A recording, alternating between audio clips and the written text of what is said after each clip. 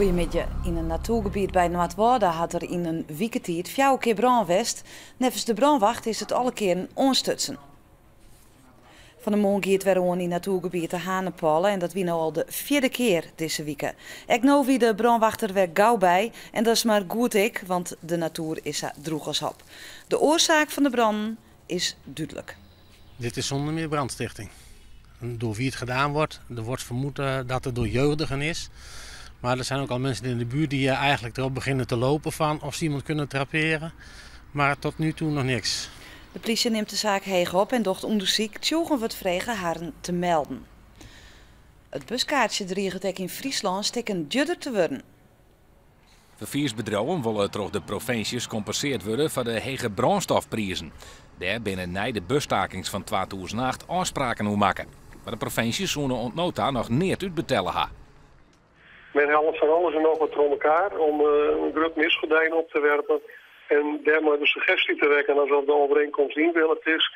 Ik steek me de hand op mijn hart, dat is net gebeurd. En het wetten schiet de vrouwen inmiddels te onder lippen. Een ritje met de bus kan daarom volgens 8% duurder worden. Deputaire Johannes Kramer zei dat de verkeersbedrijven wel degelijk compenseerd binnen. Voor extra geld zullen ze bij de minister wezen matten. De bever is waarom in Friesland. Dat concludeert natuurbeheersorganisatie het Groninger Landschap. In Langwar is juist er een bevervong die nou in de vogelhelling in Oerterp zit. Voor de vogelopvang wie het ingrut rietsel werd het best waai komt, want bevers komen hier al aan 200 jaar net meer voor. Maar na onderzoek van het Groninger Landschap docht blikken dat het best na alle gedachten nu de Zuidlader maar in Greensland hier hinnenzwommen is.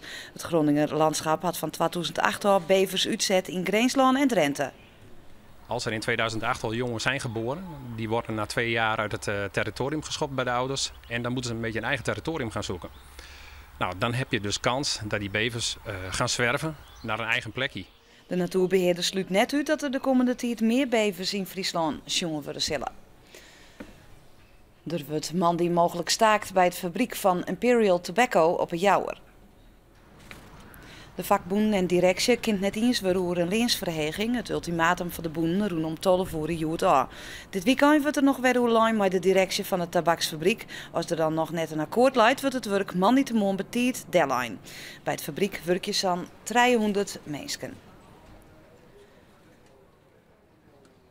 De Leeuwarden Krantencomputer als eerste regionale kranten van Nederland met een applicatie voor de iPad. Dat is de tabletcomputer van Apple. Met zo'n app kun je op je lietse computer de kranten lezen. De Leeuwarden Kranten had schoften werken aan de ontwikkeling van de applicatie. Eén dag kost het je 80 cent. Voor een ierabonnement betaal je €144. Friesland stiert een grote roepenpleeg te wachten. Dat verwacht het Staatsbosbeheer. Op verschillende plakken bim bjem en stroeken al volslaan keelfretten. Het gaat om roepen van de Lietse winterflinter. In de bosk bij Moenijn en Oensjerk is het werk van de roepen goed te zien. Staatsbosbeheer spreekt van een uitzonderlijke situatie.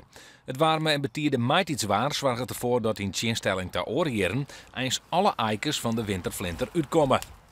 Ja, alleen nog het geraamte zit er nog. Zo, dit zit vol met roepen. Ja, dit is absoluut een pleeg. En ja, het is, ik denk dat het eigenlijk nog het begin is. Hè? We krijgen nou warm waar dit weekend. Nou, je zult al verschijnen, die hingen in de lucht.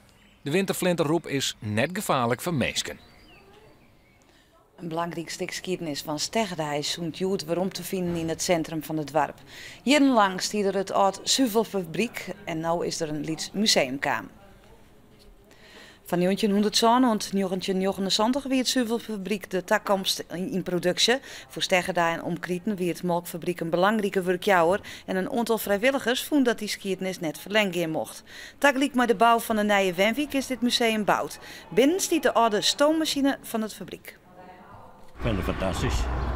Die oude machine hier voor het dorp bewaard blijft, is hartstikke mooi. Het museum had goed €40.000 kosten.